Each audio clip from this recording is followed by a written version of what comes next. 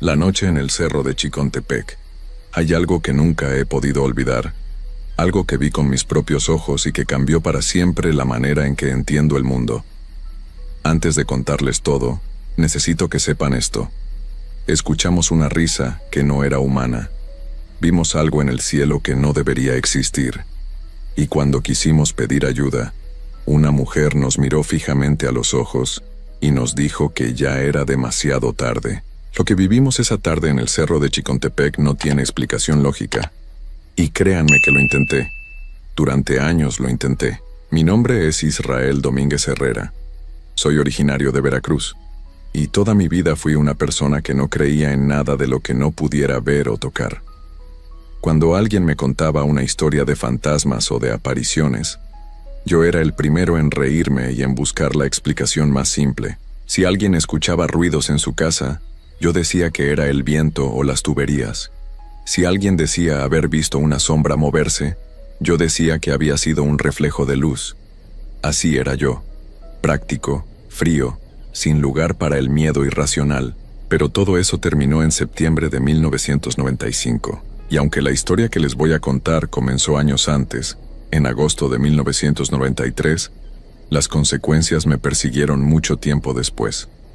Porque hay cosas que uno ve y que se quedan grabadas en la mente para siempre, sin importar cuánto uno quiera borrarlas. El cerro de Chicontepec es un lugar que mucha gente de la región conoce, pero que pocos se atreven a mencionar en voz alta cuando el sol ya se ha metido. Está ubicado en la zona norte del estado de Veracruz, y a primera vista parece un cerro como cualquier otro, verde, alto, con árboles y neblina en las mañanas. Pero quienes viven cerca saben bien que ese lugar carga con algo. No sé cómo describirlo de otra manera. Es como una sensación que te entra por los pies en cuanto pisas cierta parte del camino. Algo pesado. Algo que te dice, sin palabras, que ahí hay una presencia que no es bienvenida para los vivos. En ese cerro hay cuevas. Cuevas que la gente del pueblo evita. Se sabía desde hace mucho que en esas cuevas se realizaban rituales, cosas que tenían que ver con brujería, con pactos, con prácticas oscuras que algunos hacían de noche y en secreto. No era un rumor de uno o dos vecinos. Era algo que todos sabían y que nadie quería confirmar en voz alta, porque nombrarlo parecía traer mala suerte. Yo mismo había escuchado esas historias de pequeño, pero como era mi costumbre, las descartaba como supersticiones de gente sin educación. En la cima del cerro hay una iglesia. Una iglesia pequeña, sencilla, pero muy visitada por familias de los pueblos cercanos que subían hasta allá a hacer peticiones, a prender veladoras, a pedirle a Dios o a los santos que les ayudaran con sus problemas. Mi familia era una de esas familias. Fue mi madre quien propuso la visita. Ella era una mujer creyente, de esas que madrugan para rezar y que guardan estampitas de santos en la cartera. Nos dijo que quería subir al cerro a hacer una petición importante, algo relacionado con la salud de mi abuela que por esos días no estaba bien. Mi padre, aunque no era tan devoto, la apoyó. Y así fue como esa tarde de agosto de 1993, mi familia y yo nos preparamos para subir al cerro de Chicontepec. Éramos varios. Mis padres, mis dos hermanos menores, una tía que vivía con nosotros y yo. Recuerdo que el día estaba nublado pero sin lluvia. De esos días en que el aire huele a tierra húmeda y las hojas de los árboles no se mueven. Subimos por el camino principal, saludando a otras familias que bajaban después de haber visitado la iglesia. Todo parecía completamente normal. Llegamos a la iglesia, entramos, rezamos. Mi madre prendió sus veladoras y se quedó un momento en silencio con los ojos cerrados. Yo la observé y sentí algo parecido al respeto, aunque en ese momento no compartía su fe. Después de un rato, salimos y decidimos caminar un poco por los alrededores antes de bajar. El paisaje desde allá arriba era bonito, y mis hermanos querían explorar. Fue entonces cuando escuché el sonido por primera vez. Al principio pensé que era el viento colándose entre los árboles, un silbido suave, casi musical, que venía de algún lugar entre la espesura. Le presté poca atención, pero el sonido fue cambiando poco a poco, de una manera que no supe explicarme en ese momento. El silbido se fue transformando, Fue haciéndose más agudo, más largo, hasta que dejó de sonar como viento y empezó a sonar como algo completamente diferente. Era una risa de mujer, pero con algo muy raro en el tono. No era una risa alegre ni natural. Era una risa que subía y bajaba de volumen sin ningún patrón, que se quebraba en los momentos más extraños, que parecía venir de todas partes al mismo tiempo y de ningún lugar concreto. Me detuve en seco. Mis hermanos también se pararon. Mi tía agarró el brazo de mi madre. Mi padre miró hacia los árboles con el ceño fruncido. Y yo supe en ese momento que él también lo había escuchado, porque mi padre nunca se ponía nervioso por nada. Y sin embargo ahí estaba, quieto, con los ojos bien abiertos y la mandíbula apretada. La risa duró unos segundos más y luego se detuvo de golpe. Un silencio total cayó sobre el cerro. Ni pájaros, ni viento, ni nada. Solo ese silencio pesado que se sentía como una manta húmeda encima de uno.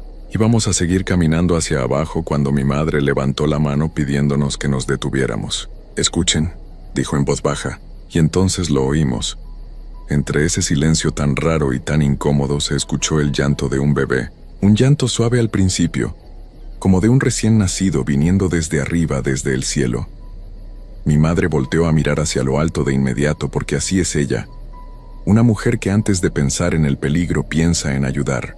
Dijo que había que buscar de dónde venía ese llanto, que a lo mejor alguien había dejado a una criatura abandonada por ahí.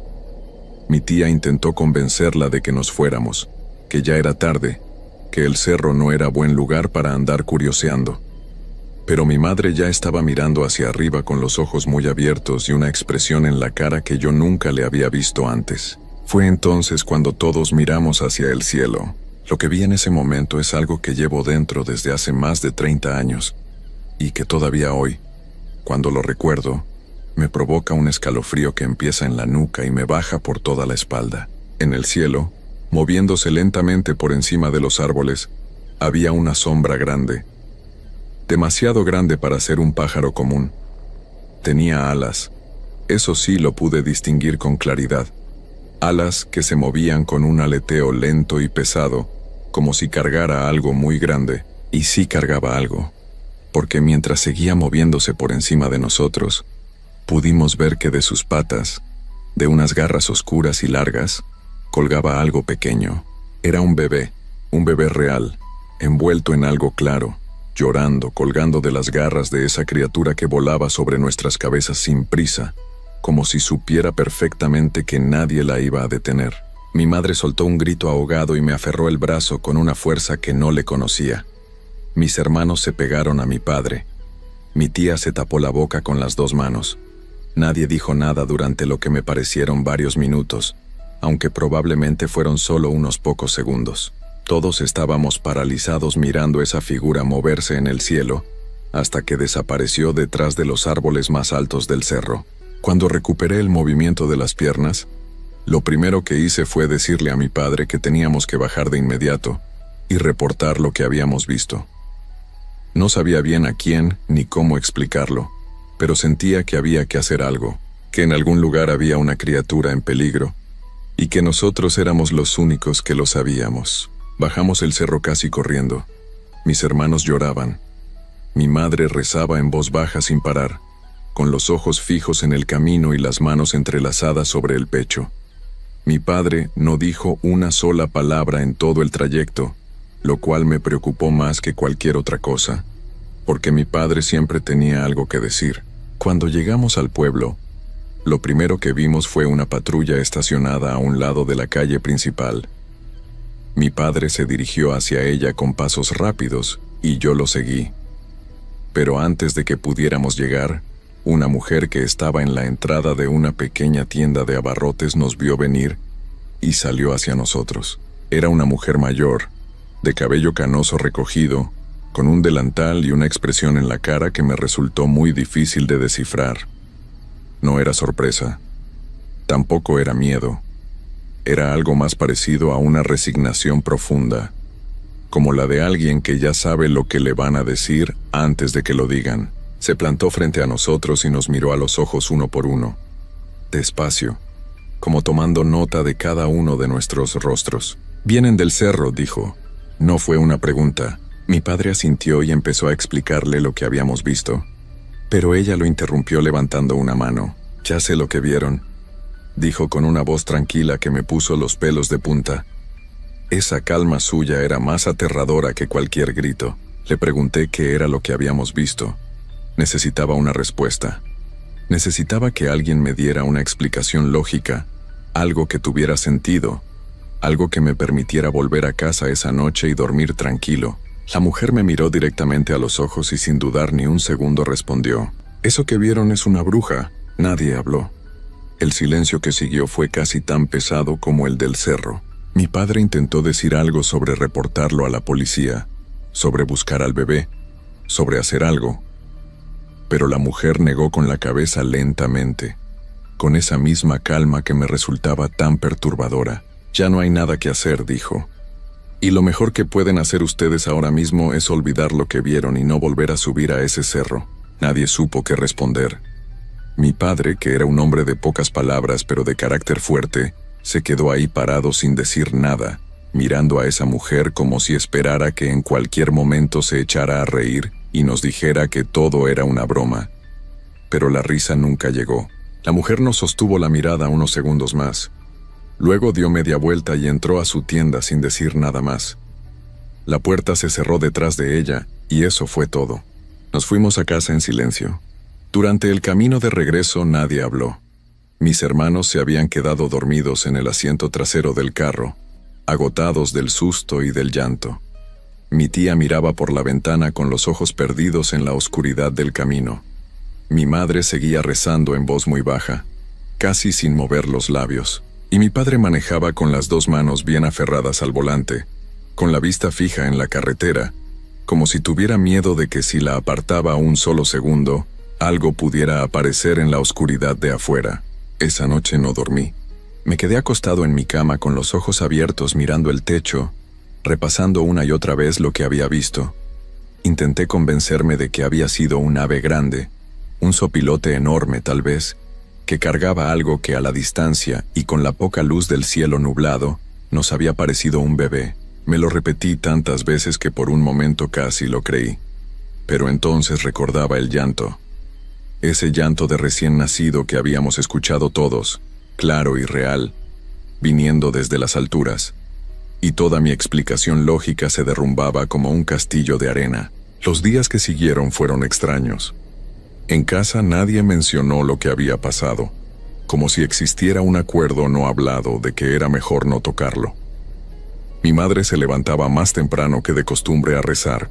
Mi padre llegaba del trabajo y se sentaba en silencio a ver la televisión sin realmente verla.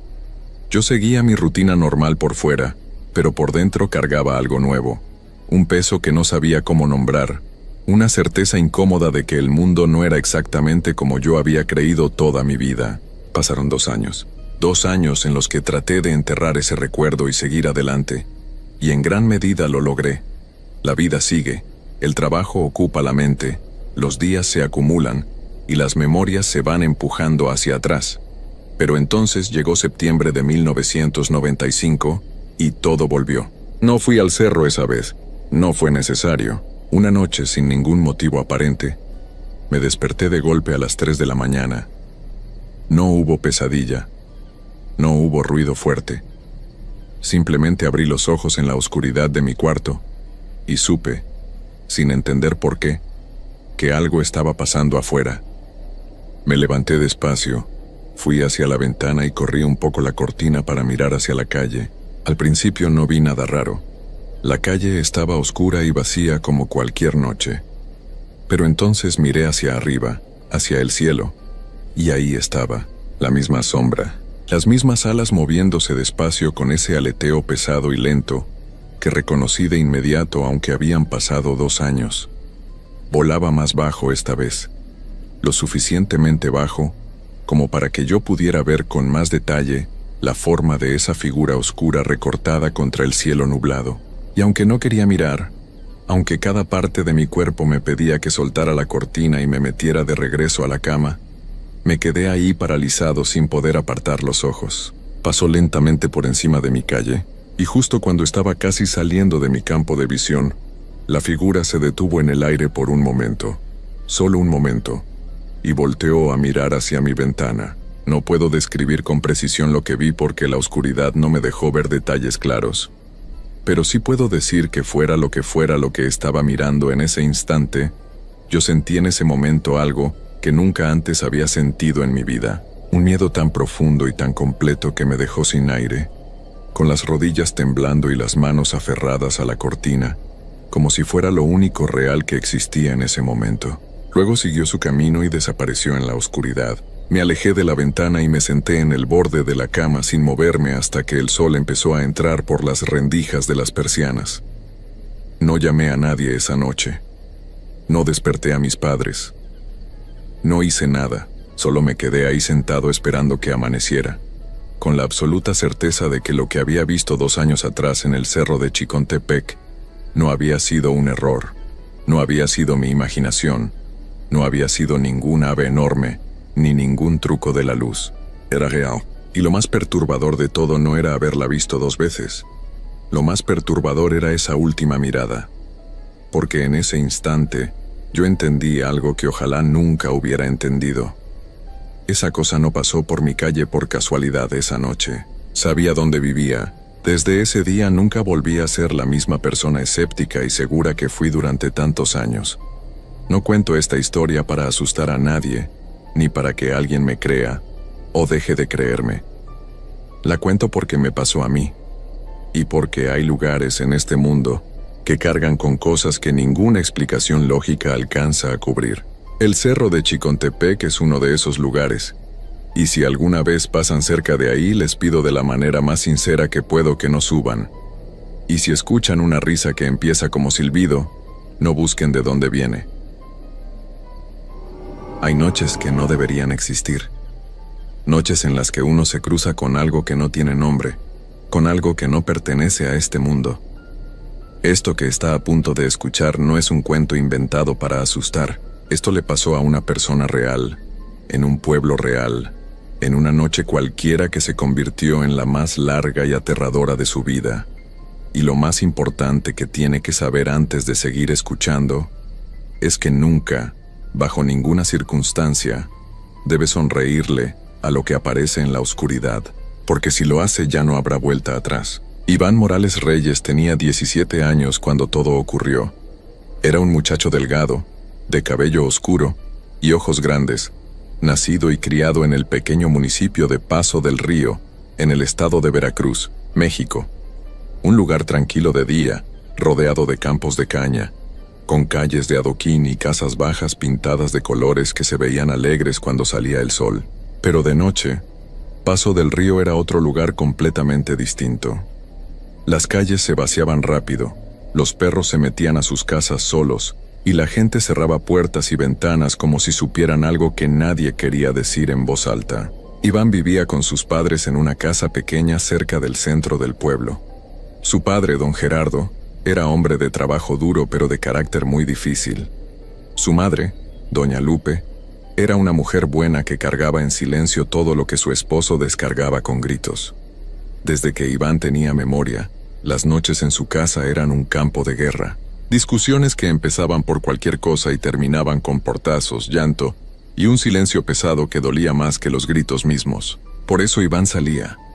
Cuando las voces de sus padres se volvían insoportables, cuando las paredes de esa casa parecían cerrarse sobre él, el muchacho esperaba a que nadie lo viera. Abría con cuidado la puerta trasera y se perdía entre las calles oscuras del pueblo. Caminaba sin rumbo fijo, a veces por 1 hora, a veces por 2. El frío de la madrugada le despejaba la cabeza y el silencio de las calles vacías le daba una paz que dentro de su casa era imposible encontrar. Nadie sabía que hacía eso. Era su secreto, su escape. Y durante meses nada malo había pasado, hasta aquella noche de martes en que todo cambió. Era pasada la 1 de la madrugada cuando Iván salió como siempre por la puerta trasera. Sus padres llevaban más de 40 minutos discutiendo por algo relacionado con dinero, y el muchacho ya no podía más. Se puso sus tenis, agarró su sudadera gris y salió al frío de la noche sin hacer ruido. Las calles estaban completamente solas. No había ni una persona, ni un coche, ni siquiera un perro callejero rondando como era costumbre. Solo el viento moviéndose entre los árboles y el sonido de sus propios pasos sobre el adoquín. Iván caminó unas 4 cuadras hacia el lado del Parque Viejo, ese que quedaba al final de la calle Hidalgo, y que de noche tenía una oscuridad particular porque los postes de luz llevaban años sin funcionar. No le importó. Ya había pasado por ahí muchas veces. Conocía cada rincón de esas calles. Fue al pasar frente a una casa abandonada de paredes grises, cuando lo sintió por primera vez. Pasos detrás de él. Iván frenó en seco y escuchó. Nada, solo silencio. Siguió caminando y los pasos volvieron, esta vez más claros, más cercanos, siguiendo exactamente su mismo ritmo. El muchacho giró la cabeza despacio y lo que vio lo detuvo por completo en medio de la calle. A unos 10 metros de distancia, parado sobre el adoquín, había un niño. No era un niño grande ni pequeño.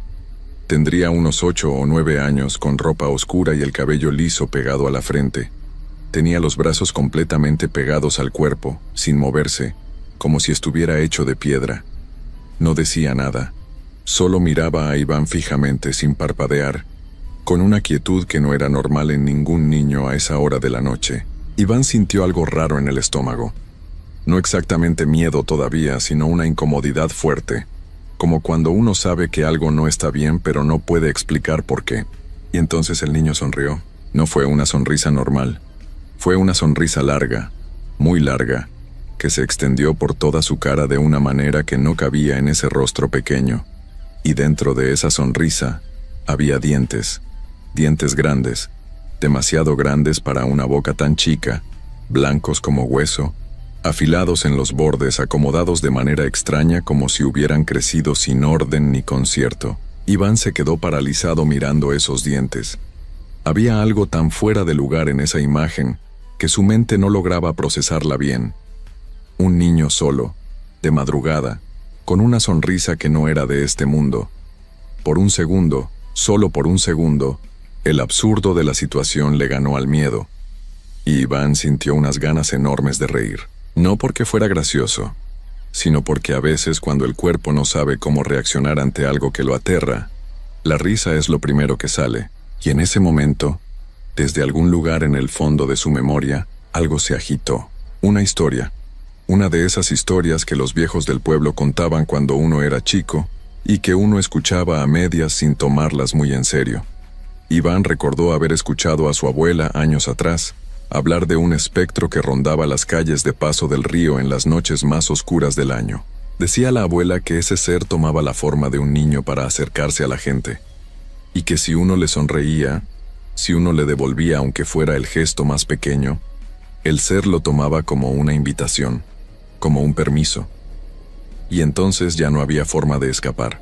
No le sonrías, había dicho su abuela con esa voz seria que usaba cuando no estaba bromeando. Pase lo que pase, no le sonrías. Iván tragó saliva. Apretó los labios con fuerza. Miró al niño que seguía ahí, quieto, sonriendo con esos dientes enormes, esperando. Y entonces ocurrió lo peor que podía ocurrir en ese momento. Se le escapó la risa. No fue una carcajada larga ni escandalosa. Fue un sonido breve, nervioso, casi involuntario, que salió de su garganta antes de que pudiera detenerlo. Una risita tonta producto del miedo y los nervios acumulados. Pero fue suficiente. Porque en el instante exacto en que ese sonido salió de la boca de Iván, la sonrisa del niño desapareció. Y lo que tomó su lugar fue algo que Iván nunca en su vida olvidaría. El rostro del niño se transformó en una expresión de odio puro. No enojo, no molestia. Odio. El tipo de odio que no tiene explicación ni origen, que simplemente existe y consume todo lo que toca. Sus ojos, que hasta ese momento habían sido oscuros y quietos, se pusieron completamente negros, sin blanco, sin brillo, como 2 hoyos abiertos en medio de su cara. Y entonces el niño comenzó a cambiar. Iván dio un paso hacia atrás sin pensar. Lo que tenía enfrente ya no era un niño. La figura se fue estirando hacia arriba de manera lenta pero constante, como si alguien jalara de su cabeza desde el cielo. Los brazos se alargaron hasta quedar desproporcionados, colgando casi hasta las rodillas. La ropa oscura se fundió con su piel hasta que todo su cuerpo fue negro, absolutamente negro, excepto por la piel de su cara y sus manos, que era blanca. No el blanco normal de una persona, sino un blanco de nieve recién caída, casi brillante en la oscuridad. Y las manos. Las manos tenían unas uñas largas e irregulares que terminaban en puntas que no parecían uñas, sino algo más parecido a garras torcidas y gruesas. La criatura no tenía rostro. Donde debería haber ojos, nariz y boca, solo había piel blanca y lisa, una superficie plana y vacía que de alguna manera resultaba más aterradora que cualquier cara monstruosa que Iván pudiera haber imaginado. Sin embargo, de algún modo que Iván no podía explicar, supo que esa cosa lo estaba mirando. Lo sentía. Sentía el peso de esa mirada inexistente clavada directamente sobre él. Corrió. No pensó. No calculó hacia dónde ir. Solo corrió con toda la fuerza que tenían sus piernas hacia adelante, por la calle Hidalgo, sin voltear, con el corazón golpeándole el pecho tan fuerte que podía escucharlo en sus oídos. Corría, y los pies le chocaban contra el adoquín y el frío de la madrugada le quemaba la garganta, y aún así no se detuvo, pero entonces escuchó algo que le heló la sangre. Pasos. Detrás de él. Rápidos, irregulares, pesados, como si algo muy grande se moviera sobre el adoquín con una velocidad que no debería ser posible. Iván giró la cabeza un segundo, solo un segundo, y lo vio. La criatura venía detrás de él, moviéndose de una manera que no era natural, con esos brazos largos balanceándose y esas piernas dando zancadas enormes que cubrían el doble de lo que cualquier persona normal podría cubrir. Estaba acortando la distancia. Iván dobló en la siguiente esquina, luego en otra, intentando despistarlo, buscando llegar a alguna casa con luz, a algún lugar donde hubiera gente. Pero las calles estaban muertas, todas las ventanas cerradas, todas las puertas selladas, el pueblo entero sumido en un silencio que parecía cómplice de lo que estaba pasando. Fue al girar en la calle Constitución cuando tropezó. No fue un tropiezo pequeño. Su pie derecho se enganchó en el borde de un adoquín levantado, y su cuerpo salió disparado hacia adelante. Intentó poner las manos para caer, pero el impulso era demasiado, y golpeó el suelo de lado, con el hombro y la cadera, rodando un par de veces antes de quedar tendido boca arriba sobre el adoquín frío. Por un momento todo fue silencio. Iván intentó incorporarse, pero antes de que pudiera mover los brazos, algo aterrizó sobre él. Un peso enorme, frío como el hielo, que lo aplastó contra el suelo y le quitó el aire de los pulmones de golpe. Era la criatura, estaba encima de él, con esas manos blancas y esas garras irregulares apoyadas a los lados de su cabeza, inclinando hacia él esa cara sin rasgos, acercándose despacio como si quisiera que Iván viera bien, de cerca, todo lo que no había en ese rostro vacío. Y entonces Iván sintió el dolor. Fue en el pecho. Un ardor profundo, intenso, como si algo le quemara por dentro, que lo hizo gritar con todas sus fuerzas. Un grito largo, desgarrado, que rompió el silencio de la madrugada y se fue por todas las calles del pueblo como una ola. Iván siguió gritando. No podía parar. El dolor era tan grande que su mente ya no procesaba nada más. Solo ese ardor terrible en el centro del pecho, y el peso de esa cosa encima de él, y la oscuridad del cielo sobre su cabeza. La criatura levantó una de sus garras para un segundo golpe, y fue en ese momento cuando se escucharon las voces. Primero fue una puerta, luego otra, luego una ventana que se abrió con un golpe seco y desde adentro salió la voz ronca de un hombre mayor preguntando qué estaba pasando. Una luz se encendió en la casa de enfrente, luego otra más adelante, luego otra al fondo de la calle. En cuestión de segundos, lo que había sido un silencio absoluto se llenó de voces, de pasos, de personas asomándose con linternas y focos de celular, tratando de entender de dónde venía ese grito tan desesperado. Y la criatura se detuvo. Iván, tendido en el suelo con el pecho ardiendo y los ojos llenos de lágrimas, la vio detenerse encima de él. Esa cabeza sin rostro se giró despacio hacia las luces que se encendían una tras otra. Y entonces ocurrió algo que Iván nunca había visto ni imaginado que podría ver. El cuerpo de la criatura comenzó a deshacerse. No cayó, no huyó corriendo, no desapareció de golpe. Se fue disolviendo desde los bordes hacia adentro, como si fuera hecha de humo negro, y el viento se la llevara poco a poco. Primero los extremos de esos brazos largos, luego el torso, luego las piernas, hasta que lo último que quedó fue esa cara blanca y lisa suspendida en el aire por un instante brevísimo antes de esfumarse también en la nada, como si nunca hubiera existido. Lo que siguió fue una confusión enorme.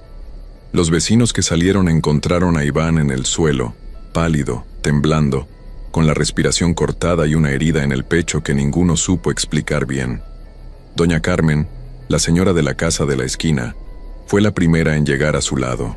Le tomó la mano, le dijo que ya estaba, que ya había pasado, aunque ella misma tenía la cara desencajada y los ojos muy abiertos, como si hubiera visto algo desde su ventana que no quería nombrar. Alguien llamó a una ambulancia. Alguien más fue corriendo a tocar la puerta de los padres de Iván. Don Gerardo y doña Lupe llegaron a la calle en menos de 2 minutos, todavía con la cara enrojecida de la discusión que tenían momentos antes.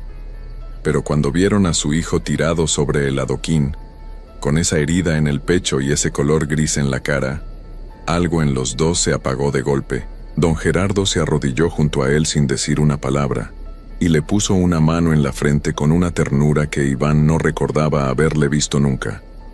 Doña Lupe lloraba sin parar, agarrando la mano de su hijo con las 2 manos, repitiéndole su nombre una y otra vez como si necesitara convencerse de que seguía ahí. La ambulancia tardó 20 minutos en llegar desde el municipio vecino. Durante ese tiempo, Iván estuvo consciente pero sin poder moverse bien, sintiendo ese ardor profundo en el pecho que no cedía. Los vecinos formaron un círculo alrededor de él, algunos rezando en voz baja, algunos en silencio, todos con esa cara de quien sabe que lo que pasó esa noche no tiene una explicación sencilla. Nadie preguntó demasiado. En Paso del Río, había cosas que la gente prefería no nombrar. En el hospital, los médicos encontraron una herida extraña en el pecho de Iván, profunda, con los bordes irregulares, que no coincidía con ningún objeto conocido. No había vidrio, no había metal, no había nada en la escena que pudiera explicarla. El médico de guardia la limpió, la cerró y en el expediente escribió simplemente herida por objeto no identificado, porque era lo único que podía escribir, sin sonar a que había perdido la razón. Iván pasó 4 días internado, 4 días en los que sus padres estuvieron prácticamente todo el tiempo en el hospital, turnándose para no dejarlo solo, durmiendo en sillas incómodas en los pasillos, tomando café malo de la máquina expendedora sin quejarse. Por primera vez en años no hubo una sola discusión entre ellos, no porque hubieran resuelto todos sus problemas de golpe, sino porque algo en esa noche los había sacudido por dentro de una manera que ningún argumento ni ninguna pelea había logrado hacer antes. Ver a su hijo en el suelo, herido, en medio de la noche, los había obligado a ver algo que llevaban mucho tiempo evitando mirar, que Iván salía huyendo de ellos, que las noches de gritos lo habían empujado hacia la oscuridad de esas calles, que mientras ellos se destruían el uno al otro dentro de esa casa, su hijo buscaba en las calles vacías de la madrugada la paz que no encontraba en su hogar. Esa verdad los golpeó a los dos de maneras distintas pero igual de fuertes, y ninguno de los dos la dijo en voz alta porque no hacía falta, simplemente estaba ahí, entre ellos, en cada mirada que se cruzaban sobre la cama del hospital donde su hijo dormía. Cuando Iván recibió el alta y regresó a casa, el ambiente era distinto. No perfecto, no resuelto, pero distinto. Sus padres empezaron a ir a hablar con alguien, un orientador familiar que trabajaba en el centro de salud del municipio. Fue un proceso lento, con avances y tropiezos, pero la voluntad estaba. Las noches dejaron de ser campos de guerra. La casa dejó de ser ese lugar del que había que escapar corriendo. Iván nunca volvió a salir solo de noche, no por miedo, o no solo por eso, sino porque ya no necesitaba hacerlo, y porque había aprendido, de la manera más dura posible, que hay cosas que esperan en la oscuridad a las personas que andan solas cuando el mundo está dormido. Cosas que no tienen nombre ni rostro, cosas que solo necesitan una pequeña invitación para acercarse. La herida del pecho le dejó una cicatriz irregular que nunca desapareció del todo. A veces, en las noches frías, le ardía un poco, solo lo suficiente para recordarle que aquello había sido real, que no fue un sueño, no fue el producto del estrés ni de la imaginación de un adolescente cansado, fue real, tan real como el adoquín frío contra su espalda y el peso de esa cosa encima de él, y el silencio de esas calles que por un momento fueron cómplices de algo que no debería existir. Los vecinos de la calle Constitución nunca hablaron abiertamente de lo que vieron o escucharon esa noche, pero durante mucho tiempo, ninguno volvió a dejar una ventana abierta después de la medianoche, y doña Carmen, la señora de la esquina, la que llegó primero al lado de Iván, puso una imagen religiosa en el marco de su puerta principal que nunca más quitó. En Paso del Río la historia circuló de boca en boca durante meses, cambiando un poco con cada persona que la contaba, como pasa con todas las historias de ese tipo. Pero en todas las versiones había un detalle que nunca cambiaba, un detalle que todos conservaban igual porque era el más importante. Si alguna vez, caminando de noche, ves a un niño parado solo en la oscuridad con los brazos pegados al cuerpo y una sonrisa demasiado grande para su cara, no le sonrías. Pase lo que pase, no le sonrías.